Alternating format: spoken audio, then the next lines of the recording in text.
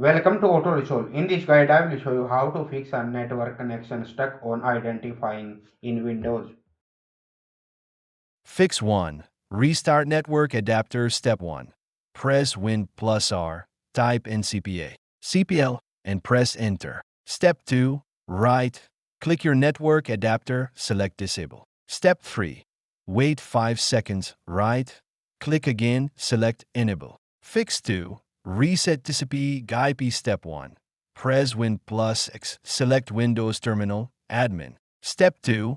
Type int IP reset and press Enter. Step 3. Restart your PC. Fix 3. Set IP address manually. Step 1. Press Win plus R, type in CPL, and press Enter. Step 2. Right. Click your network, properties, select Internet Protocol version 4, TCP IPv4, properties. Step 3. Select use the following IP address, enter IP, subnet mask, and default gateway. Click OK. Fix 4. Update network drivers. Step 1. Press Win plus X, device manager. Step 2. Expand network adapters. Right. Click your adapter, update driver. Step 3.